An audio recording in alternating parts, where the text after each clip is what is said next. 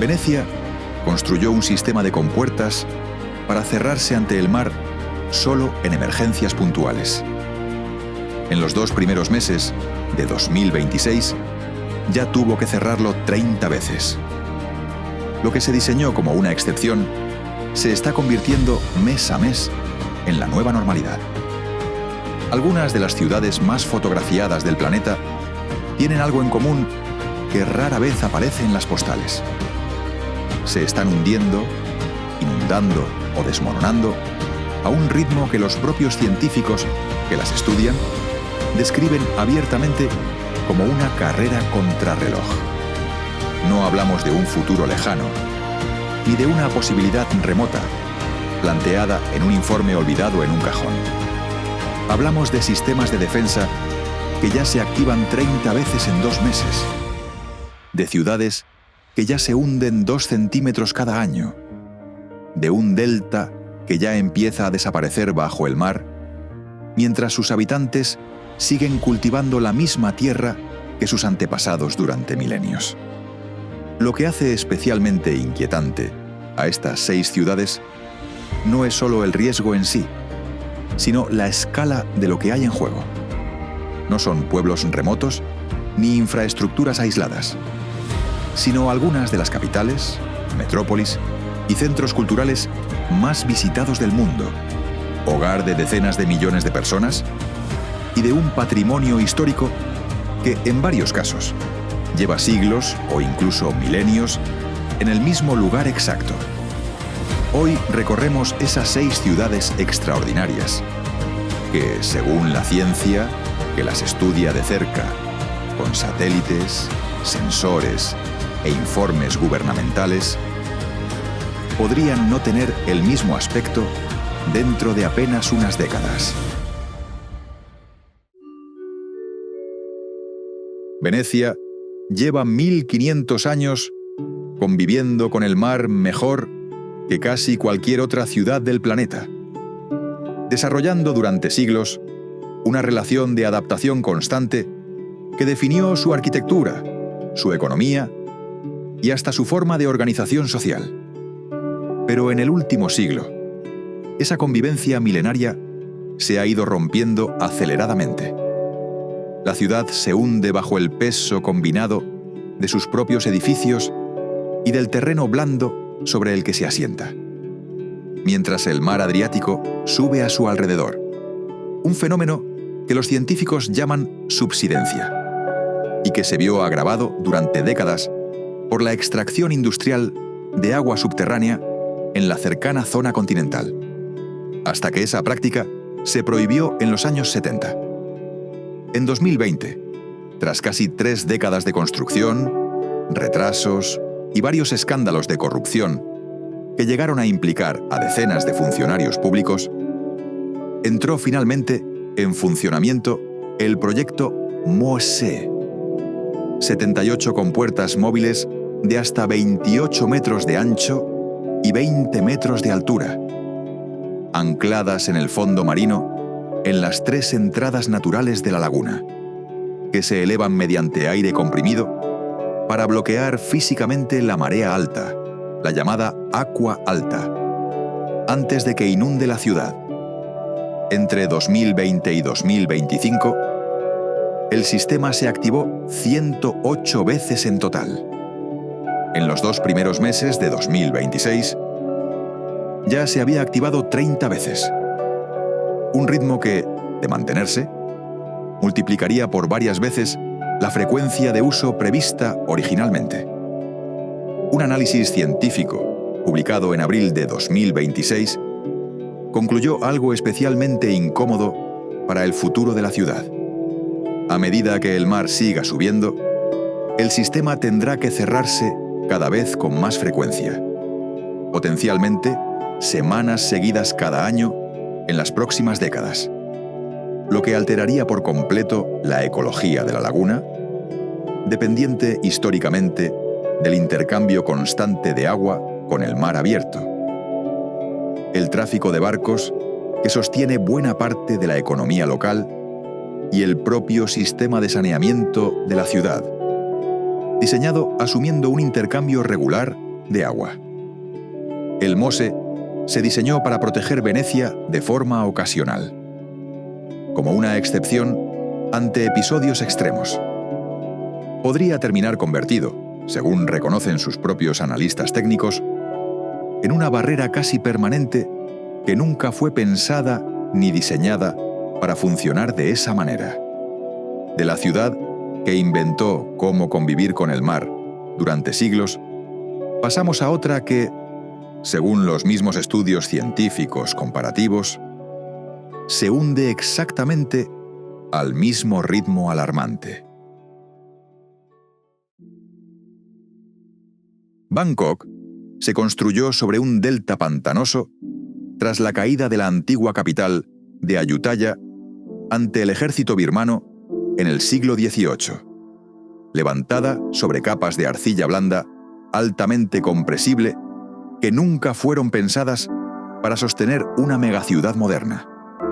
Hoy, esa misma tierra blanda, sumada al peso combinado de más de 700 edificios de 20 pisos o más y de otros 4.000 edificios de entre 8 y 20 plantas, y a décadas de extracción masiva de agua subterránea, tanto para uso doméstico como industrial, hace que la ciudad se hunda hasta 2 centímetros al año en algunos puntos. Un ritmo que numerosos estudios comparativos sitúan en 10 veces más rápido que la propia subida global del nivel del mar. Un informe elaborado por el Consejo Nacional de Reforma de Tailandia advirtió, ya hace una década, que sin intervención decidida, partes enteras de la ciudad podrían quedar permanentemente bajo el agua hacia 2030, y que la reubicación parcial o total de la propia capital tendría que empezar a considerarse seriamente si la extracción de agua subterránea continuaba al ritmo de aquel momento. Estudios posteriores, con proyecciones climáticas de temperatura global más elevada, calculan que la ciudad podría sufrir hasta un 70% de inundación, bajo escenarios extremos hacia el año 2080. En septiembre de 2025, un socavón gigante se abrió repentinamente en plena calle Samsen, muy cerca de un hospital en pleno funcionamiento, dejando a un vehículo literalmente al borde del abismo y obligando a equipos de emergencia a trabajar contrarreloj, rellenándolo con sacos de arena y piedra triturada para evitar el colapso de los edificios cercanos y de una estación de metro en construcción. Muchos vecinos de la zona interpretaron el incidente, ampliamente cubierto por medios tailandeses e internacionales, como una advertencia visible y tangible de lo que lleva años ocurriendo, de forma mucho más lenta, pero igual de real, bajo el asfalto de toda la ciudad. Bangkok comparte hoy, según varios estudios comparativos internacionales, el mismo club reducido de grandes ciudades que se hunden 10 veces más rápido que el propio mar que las rodea. Exactamente el mismo club al que pertenece Venecia. De una capital asiática que se hunde bajo su propio peso urbano, cruzamos el Océano Atlántico, a una ciudad estadounidense que forma parte de ese mismo club reducido, por razones estructuralmente casi idénticas.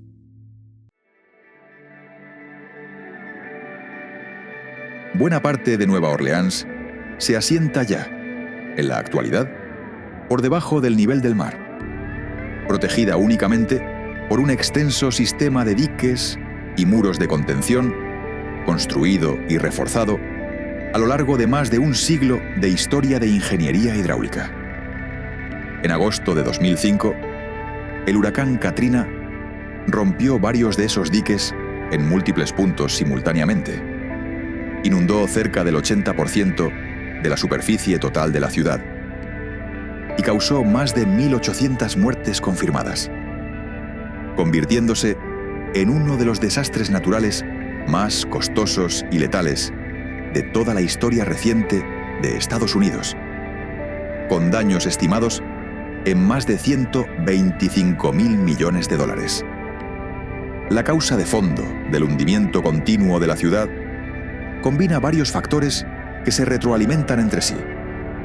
La extracción histórica de agua y petróleo del subsuelo de la región, la compresión natural y progresiva de los sedimentos blandos del delta del río Mississippi, acumulados durante milenios, y la pérdida constante de los humedales costeros de Luisiana, que durante siglos actuaron como amortiguador natural, absorbiendo la fuerza de las tormentas tropicales antes de que llegaran a tierra firme habitada.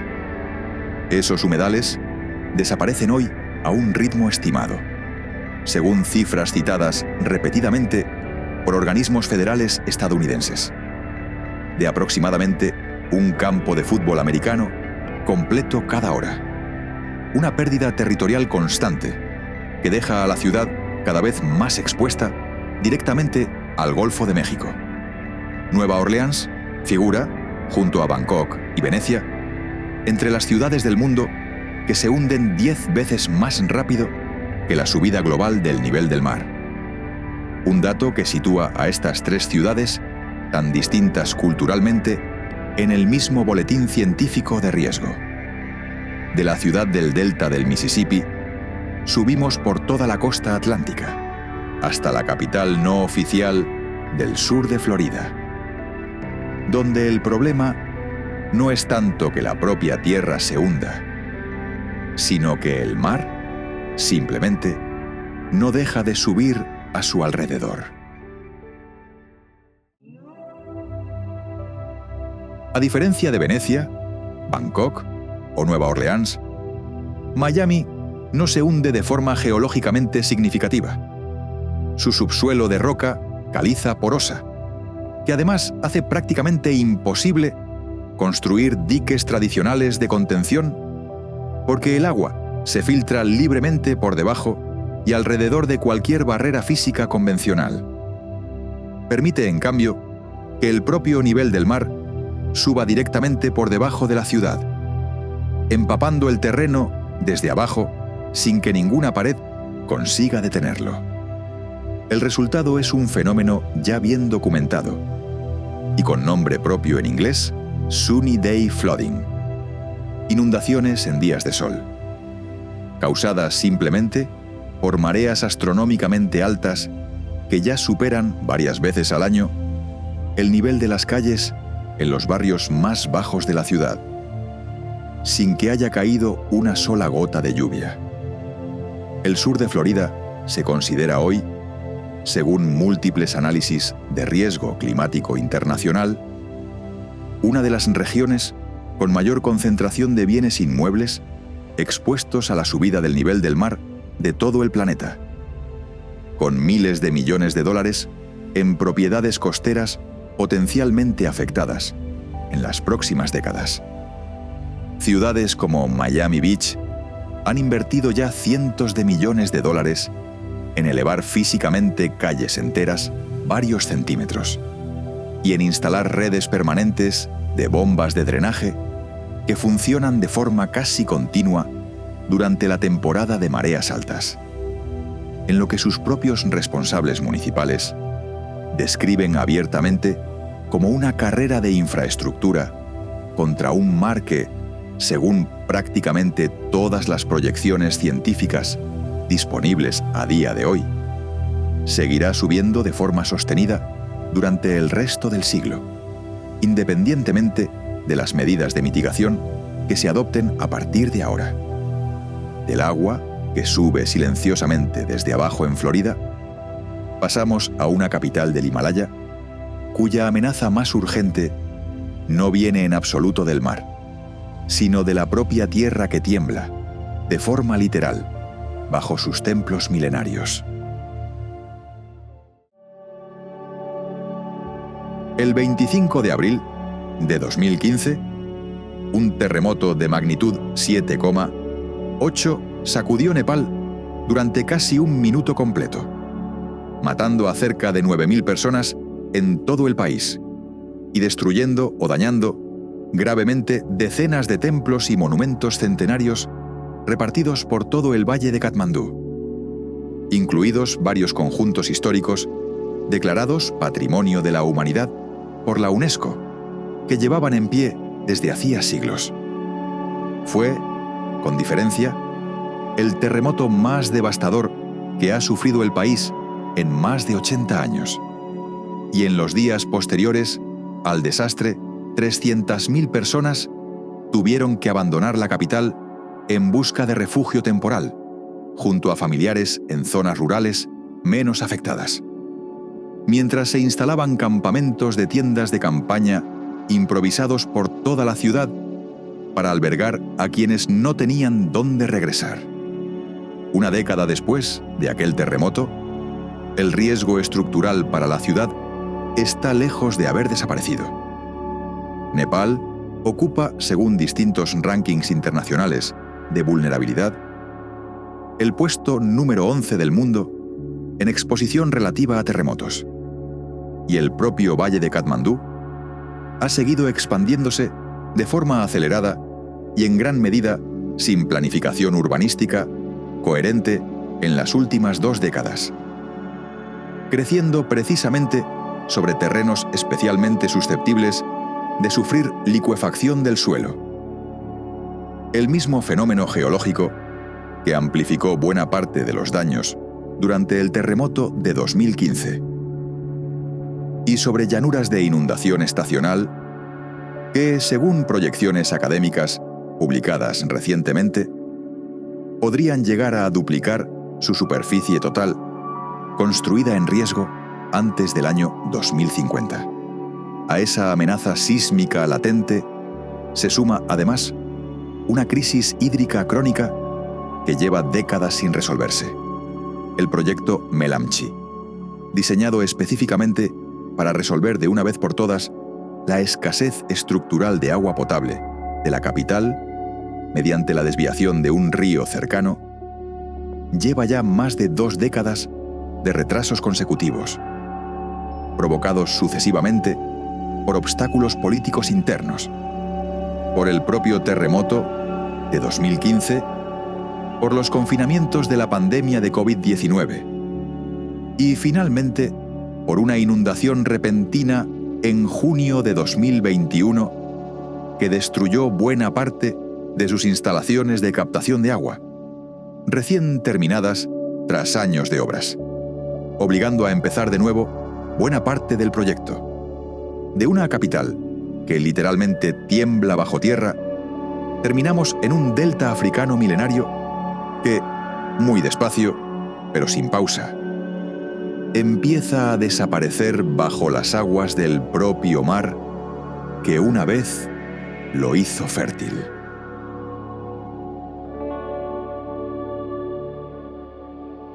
El delta del Nilo, la franja de tierra agrícola más fértil de todo Egipto y hogar directo de decenas de millones de personas que dependen de ella para vivir y cultivar, se está hundiendo y erosionando de forma simultánea. Exactamente al mismo tiempo que el nivel del mar Mediterráneo sube de forma constante frente a sus costas septentrionales. Ciudades enteras repartidas por el propio delta, como Port Said, Damietta y Mansura, registran algunas de las tasas de subsidencia más elevadas jamás medidas por satélite en toda la región mediterránea, hasta 11 milímetros al año en los puntos más gravemente afectados. Un fenómeno impulsado principalmente por la extracción constante de agua subterránea, por la explotación de yacimientos de gas natural bajo el propio delta y por la urbanización acelerada y en gran medida descontrolada de toda la zona costera en las últimas décadas. Un estudio científico reciente, basado en años acumulados de datos satelitales, de radar e interferometría, calcula que, si la subsidencia del terreno y la subida del nivel del mar continúan combinándose al ritmo actual sin ninguna intervención significativa, más de 480 kilómetros cuadrados del norte del delta podrían quedar completamente inundados en apenas 50 años. Una cifra que podría dispararse hasta superar los 3.300 kilómetros cuadrados de aquí a siglo y medio, afectando directamente a millones de personas que hoy viven y trabajan esa misma tierra. Para un país que depende del Nilo para prácticamente la totalidad de su agua dulce disponible y para buena parte de toda su producción agrícola nacional, y que además enfrenta ya tensiones diplomáticas serias con otros países río arriba por el control futuro del propio caudal del río, la lenta pero constante desaparición de su delta no representa únicamente una amenaza costera abstracta. Representa una amenaza directa y muy concreta a la capacidad futura del país de alimentar a su propia población. Un sistema de compuertas que se activó 30 veces en apenas 2 meses, cuando se diseñó originalmente para hacerlo solo de forma ocasional y excepcional. Un socavón que se abrió de repente en plena calle de una capital asiática. Advertencia visible y tangible de lo que ocurre. Mucho más despacio, pero igual de real, bajo el asfalto de toda la ciudad. Un delta que alimentó imperios enteros durante milenios de historia documentada, hundiéndose ahora, poco a poco, bajo el mismo mar que una vez lo hizo fértil y próspero. 6 ciudades, 6 amenazas de origen distinto, hundimiento por peso propio, subida directa del mar, riesgo sísmico latente, urbanización sin planificación. Pero una misma pregunta incómoda de fondo. ¿Cuánto tiempo real les queda a estos lugares para adaptarse antes de que la belleza que hoy atrae a millones de visitantes cada año se convierta simplemente en algo que solo existió en fotografías y en vídeos como este?